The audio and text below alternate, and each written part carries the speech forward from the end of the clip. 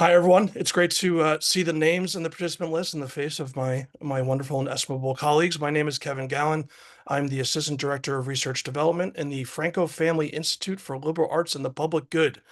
We fit it all on the business cards, but we're really excited about the rebrand of the institute. We're really excited about these particular opportunities, the Franco Humanities Fellowships, of which one is returning, but two are pretty new, and we're really excited about them. And we wanted to have an opportunity to share what these opportunities will look like, give some advice on how to apply and how to position your work and your applications as strongly as possible, and have a little bit of time for some Q&A at the end. So this should be quick, hopefully about 45 minutes.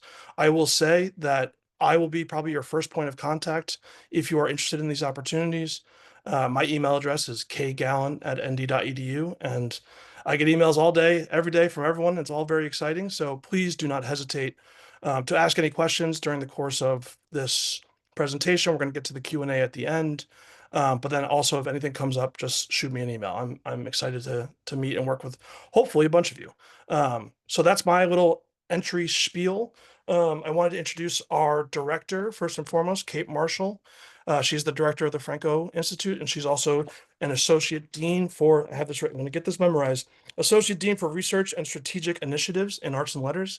And I wanted to give her a few minutes just to talk about the background on the Franco and these new opportunities and how excited we are to be able to offer them. So, Kate, turn it over to you. Thanks so much, Kevin. And as many of you know, the Franco Institute launched in April of last year. It was formerly known as the Institute for Scholarship in the Liberal Arts. And one of the things that we were doing in our newly reimagined institute was setting up opportunities for faculty to spend time on their scholarship, to build community around their scholarship, around enduring questions in the liberal arts as well as in the humanities, and also in some of our new programs to think about ways in which we can support faculty who want to work on techniques and training to either transform their scholarship in many different ways, but also to think about the public reach of their scholarship or its community involvement. And so the three opportunities we have, as Kevin mentioned, one is one that launched last year, and that is our Humanities Fellowships. Our Franco Humanities Fellowships are designed to provide both time and community to scholars who are working on humanistic questions. And these fellowships, we have our first cohort of fellows this year. We're getting ready for our first manuscript workshop attached to those fellowships. So it's an important part of the way in which we're imagining how the Institute contributes to the life of the college, especially as it relates to the questions that are affiliated with humanities research. Our other two programs are have a broad reach in the college. We have a new program in which faculty can get relief from teaching to, and this is for mid-career faculty, to really advance their scholarship in a new direction. And so our mid-career fellowships are designed to allow faculty to use the time that they would spend in the classroom to be students in the classroom instead and to take courses on campus. And finally, and this is very much part of the launch of the newly reimagined Franco Institute, our Franco Public Fellowships are designed to give course relief for faculty who are making a major effort to participate in a form of scholarly outreach, whether that is a kind of media outreach or community outreach for their work, and ways in which they're thinking about how their scholarship or their creative practice intersects with the public. Great. Yeah, so that's what we're here for to talk about today. I'm going to run through sort of what the actual request for proposal will look like and maybe give some advice on how to maybe position your work even before you talk to me. I did want to turn over, Josh. Did you have a quick thing to say, or? I am just happy to answer any questions if I can be useful, and I'm very thankful for the work that Kevin is doing now to support proposals in the college. So if you have questions about this application or any funding application, you can reach out to Kevin directly for help drafting those proposals. And all I'd say is, I know from coming on board a couple months ago that Josh's reputation precedes himself across campus. He's obviously been a huge resource, and he will continue to be a resource, someone I talk to a lot. But I've sort of been able I've had the opportunity to come in and work and take over a lot of the direct to faculty support. So if you have some, muscle memory to email Josh about a question for a specific opportunity, maybe just try to retrain kgallin@nd.edu, and we can make sure we get you connected to resources as quickly as possible. So with that said, I think the easiest thing to do is to just jump and show you where you can find all of the information for the actual opportunities. Now the screen share, of course, is not working the way it's supposed to. There we go. So pretty simple. You go to franco.nd.edu. I am on this website 17 to 25 times a day, but it's just a great resource. If you go straight to funding, a lot of you have probably done this before. Faculty, funding opportunities, and then straight down to faculty fellowships. So I know this is stuff that you can read on your own, but I think it might be helpful to just work through it sort of quickly. If you have any questions, you can pop them into the Q&A function on the webinar, and we'll get to those and we'll sort of bundle them together towards the end. But there's going to be a little bit of me talking and hopefully a lot of time for a Q&A at the end. So as Kate said, we have 3 opportunities that we're excited to talk about today. We have the Franco Humanities Fellowship, which is continuing from last year, the Public Fellowship, and the Mid-Career Fellowship. One thing to think about, the way I sort of internalize a lot of this information is that the Franco Humanities Fellowship, we basically think of it as a half semester fellowship, very much in line with some of the things you might have applied for before, like the ACLS or some of the other Institute for Advanced Research type things. Our goal here is to give you a full semester to work on whatever your research is. You get course relief for 1 semester. You get a $5,000 in research funds, up to $5,000 in research funds. And then we also organize a manuscript workshop amongst all the fellows for the semester. From there, we can also talk about like what kind of costs could fit into that $5,000 in research funds. You can think of travel, you can think of, archival access, things like that. That's something that you would probably want to talk to me about before as you're pulling your application together. It's something, if you have a really clear vision for what additional things above just reading and writing you'd want to do during the course of that semester, that would really make a strong proposal. And I'm happy to talk about details for that. I think a lot of the advice that I'm going to give about all of these applications is general to all 3. So I'll just move sort of quickly.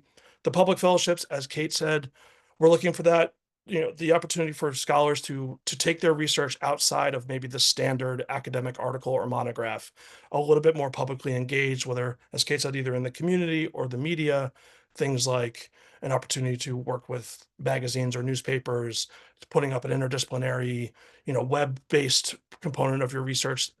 It's pretty open-ended, but as long as you are making sure that you're taking your research and sort of expanding it beyond the halls of academe, that's really what we're looking for to prioritize there. And then the mid-career fellowships. This is really exciting. As Kate said, the opportunity to be a student again. This is course relief for up to 1 course. And we're really looking for people who are trying to find technical research and scholarly skills that they may not have necessarily had the time to develop, that will push their research not just ahead in whatever their disciplinary formation is, but also in sort of a slightly different direction, so you can triangulate more in interesting ways of thinking about your core research questions. So all of them are 1 semester. The Humanities Fellowship is full course relief plus 5,000 research funds. The public fellowships and the mid-career fellowships, that's up to 1 course relief or relief for 1 course. For all 3 of these, you would need to get approval from your chair and your dean ahead of time if you're going to be taking a research leave. That is a decision that we don't get to make. I will say that for all of these, the same sort of requirement of teaching for 4 consecutive semesters before you would take one of those prestigious awards. We have the dean's office is very excited about this program and has confirmed that this would be eligible after 4 consecutive semesters of teaching, so 2 academic years, not the standard 8 semesters, which is really exciting. We think is a great opportunity for folks who are looking to, maybe sort of wrap up on a manuscript or move into that next stage of something that's really exciting. So that's sort of the overview. To run through this and hopefully just give a little bit more clarity or some framing on it. Eligibility, you have to be a tenure track professor, either pre or post tenure, with a primary appointment in arts and letters. I've worked with some folks who have sort of concurrent appointments in arts and letters, but are in the KEO or the law school or things like that. This is really for people whose primary appointment is in the arts and letters, uh, tenure or pre-tenure or post-tenure. Um, Obviously, you can't do it to the year of your tenure review. We want you to focus on that. And then, of course, the requirements for leave and the approval from both your chair and the dean. Application instructions. We are really ahead of the game. This is Friday, September 19th, and the applications aren't due till February, which means there's a lot of time in there that if you are at all curious or have any questions or an idea is starting to bubble up, email me as soon as you like. I'm happy to work on this for the next few months to get you into a place where you feel really confident about your application, but also, you don't want to have to focus on it over the holidays. It'd be nice to get that prepared ahead of time. Um, for the Humanities Fellowship specifically, so just the Franco Humanities Fellowship, we do require 2 external letters of recommendation. Those are due within 2 days of the actual application itself. The other ones, you don't need those external references. But obviously for any of these opportunities, you want to reach out to those referees a little bit ahead of time. You don't want to sandbag them. So we probably think that's maybe like November or so is when you'd want to start reaching out. November, early December, just to give people time. So that's sort of the general eligibility. For the evaluation, I think we've listed these, and this is the rubric that the impaneled review board. It's going to be reviewed by all the applications will be reviewed by an anonymous group of 3 professors in arts and letters. So Kate, Josh, and I we don't make the final decision on these. That it goes out to an unbiased review board. These are the eligibility or the evaluation criteria that the applications will be judged on. So we want to make sure that all of these elements don't just come across in conversations that you and I have, but are also sort of manifest in the actual documents.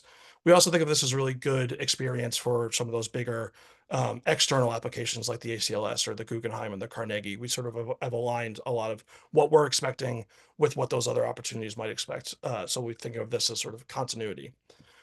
Obviously, the scholarly rigor, that's the most important thing. We want to make sure that the project makes sense, that it is pushing the whatever field that you're in forward. Pretty standard stuff. I think everyone has a lot of experience on what it means to think about what is a rigorous version of their own scholarship. Clarity and organization of the proposal.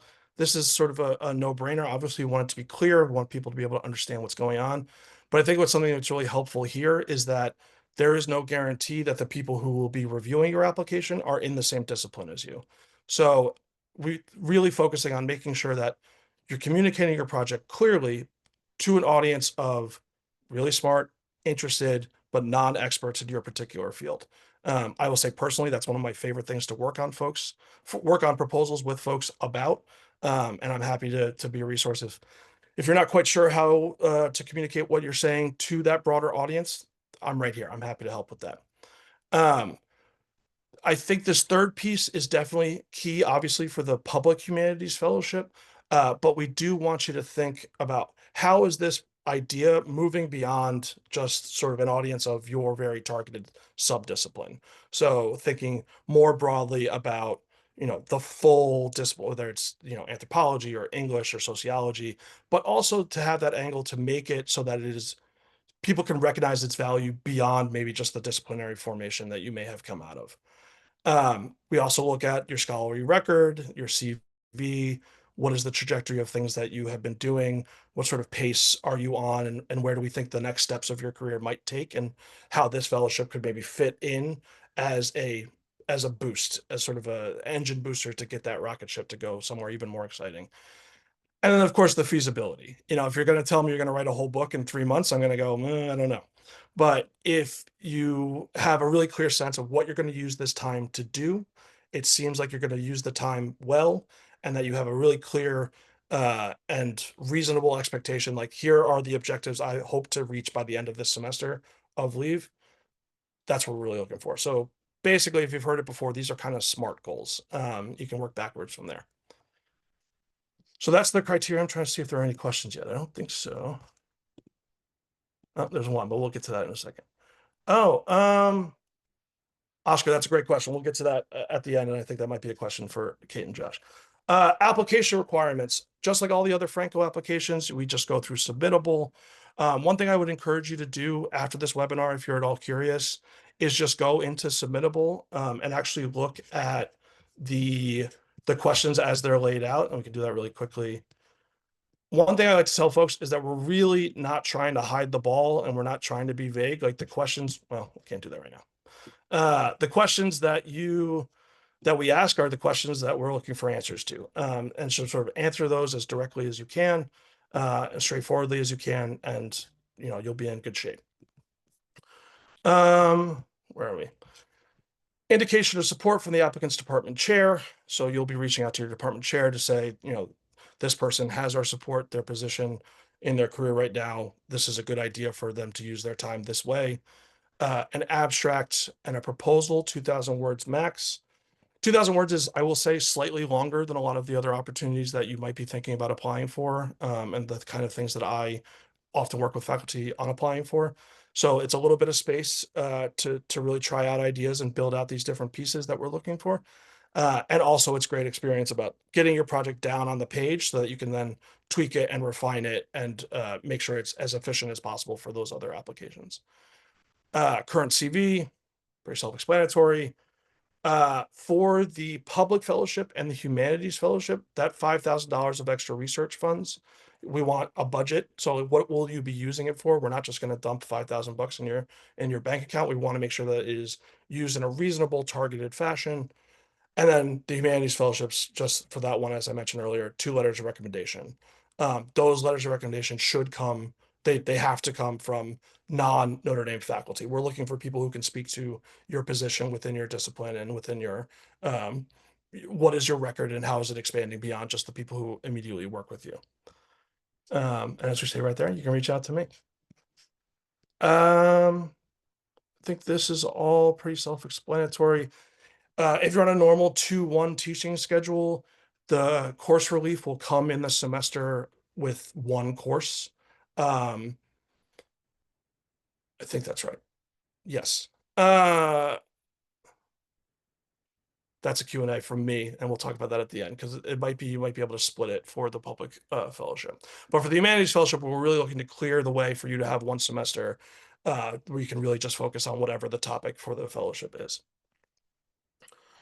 Can I apply for more than 1 fellowship? Yes, there's a common application if you want to apply for the standard humanities fellowship, but there is a public angle to it. You might want to apply for those.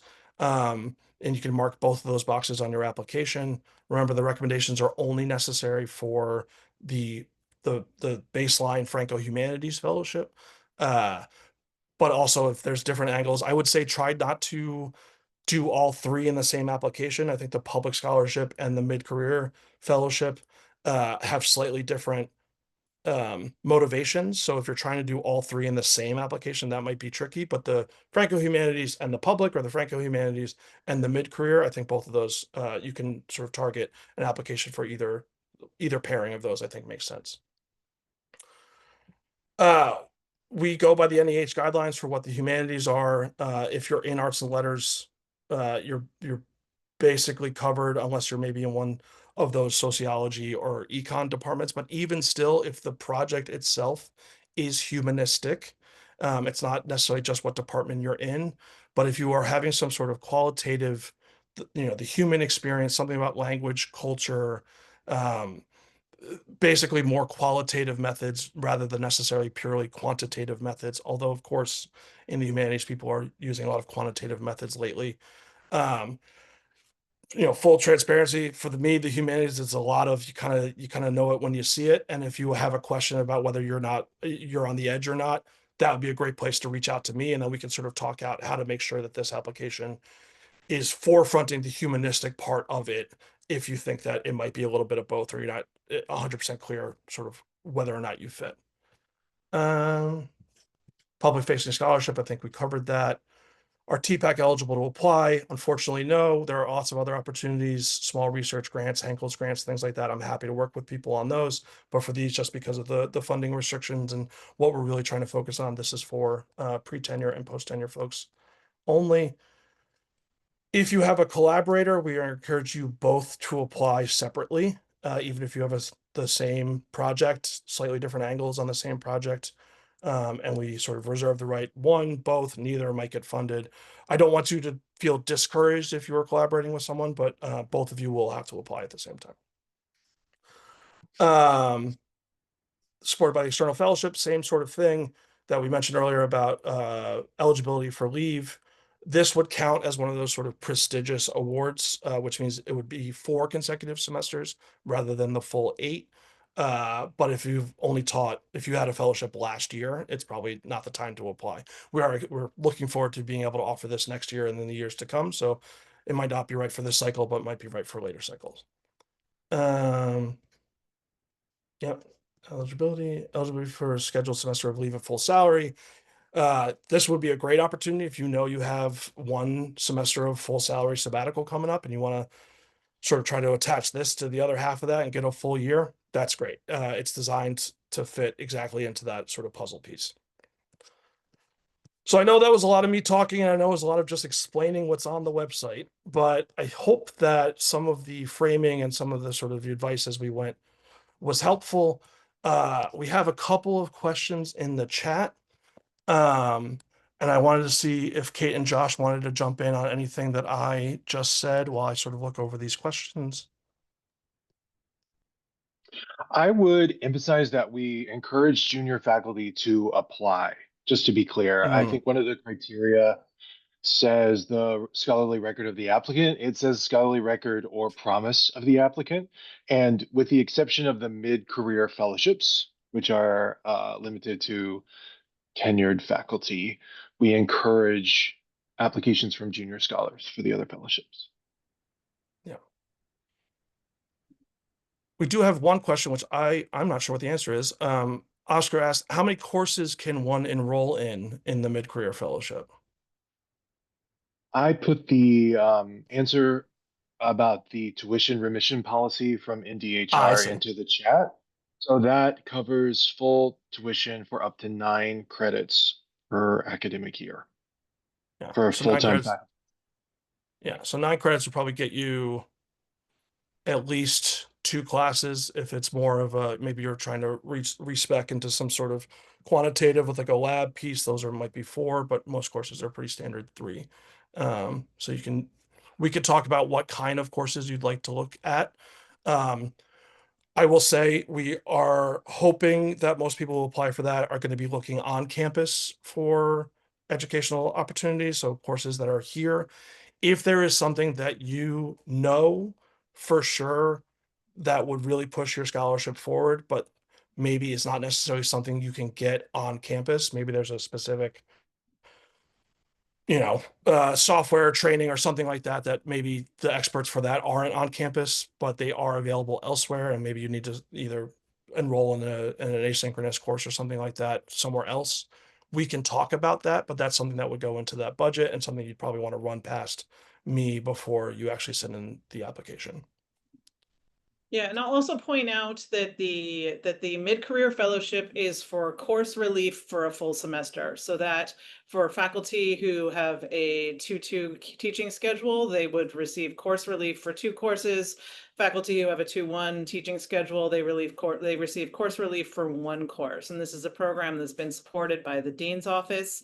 And it does require that faculty on this fellowship are full participants in their department. So it is not a leave. So it is not relief from departmental service. It is relief from teaching to spend the time you would spend teaching in the classroom as a student. Great. Any other questions?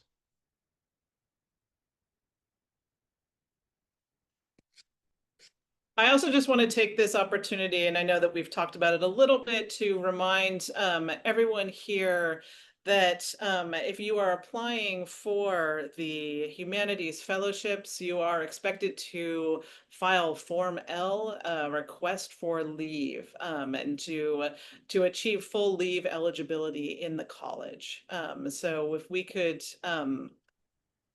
so if you make sure that you follow the college's leave process, if you're going to be applying for a leave, whether it's through, whether it's an external leave or through our institute, please follow that process.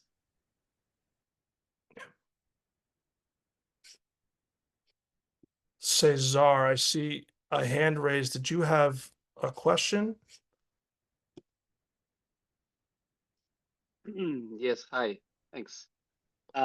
So my question is, at the beginning, Kate said something about the public fellowship that I'm not sure if I heard right, but did you say something that it could be also like how you like to engage your work in a broader sense, also with the academy? Did you say that?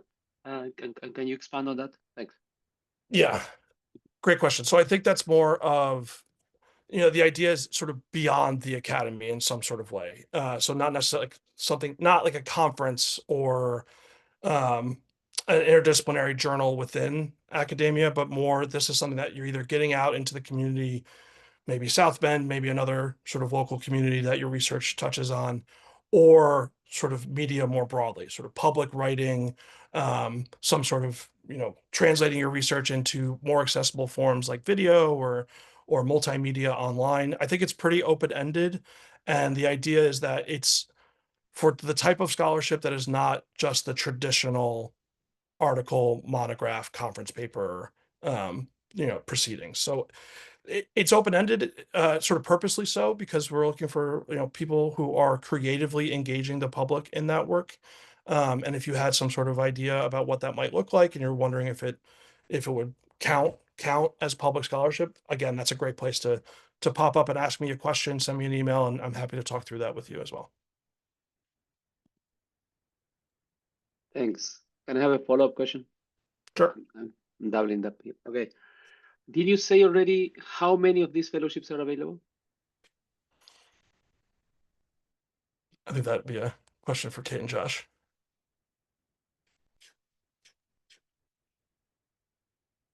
We have in mind kind of targets that we want to award, like a maximum target that we want to award for various types of fellowships based on very complicated back-end stuff around funding, but we are flexible about the total numbers. So, our internal targets are to award roughly 6 humanities fellows. We did 7 this year because we were able to tap into some other sources. 4 fellowships in the mid-career category and up to 2 in the public fellowship category. But those numbers can shift depending on the kinds of what kinds of interests we get, and how we're able to make arrangements to accommodate faculty needs. Yep. And if we get a lot of like extremely good applications that we're really excited about, like that's a lot of motivation for us to go to the places where we get this funding and go, we have this really exciting project that we really want to find a way to give them this opportunity.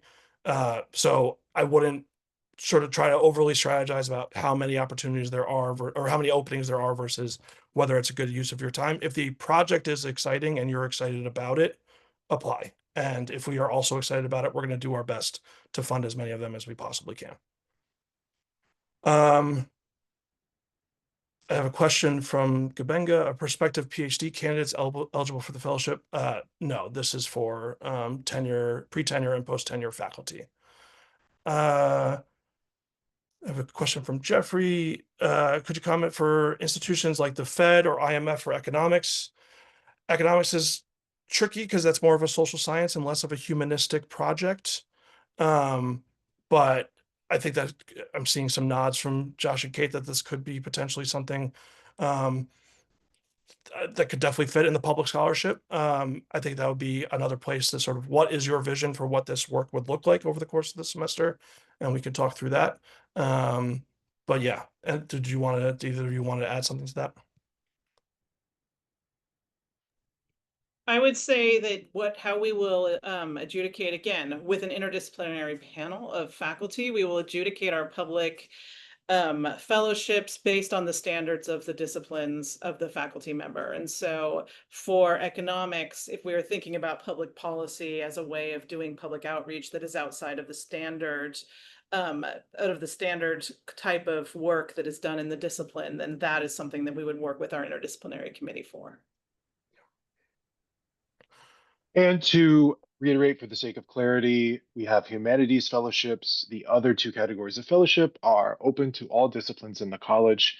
So social scientists are welcome to apply. And if you're in a quote unquote social science department, as the college organizes those divisions, you're still eligible for humanities fellowships as well if you make the case that you are engaged with humanities scholarship and doing a humanities project. We have humanities fellows this year in political science and sociology.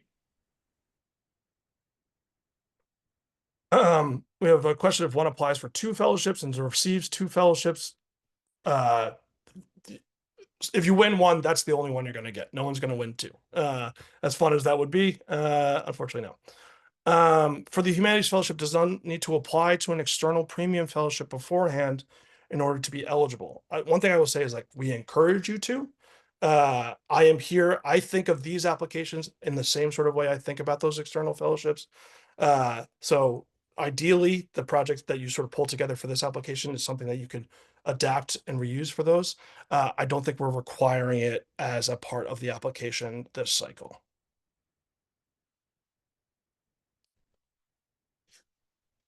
Any You other may have question? seen that requirement last year, but we've removed it. This year, it's difficult to document. We encourage you to apply for external fellowships, and Kevin can help you do that. And I'll tell you, if you work with me on this one, you'll probably get a little bit of, hey, have you thought about using this to apply for the ACLS or the NEH or the NHC or any of those other things? That's kind of what I'm here for. I try not to be too much of a nudge, but sometimes a little poke is what people need. Any other? Oh, here we go. Do you anticipate having these fellowships available in the years to come?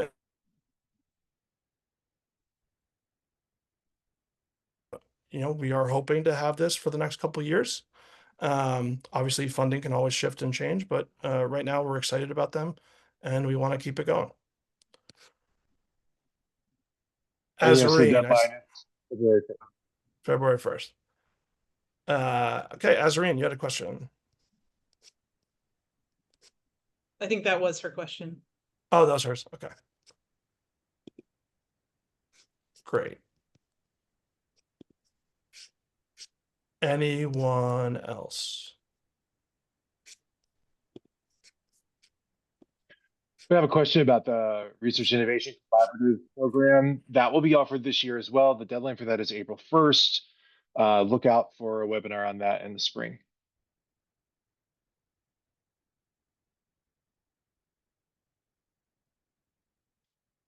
I think maybe Kevin is frozen. Kate, you're still with me, yes?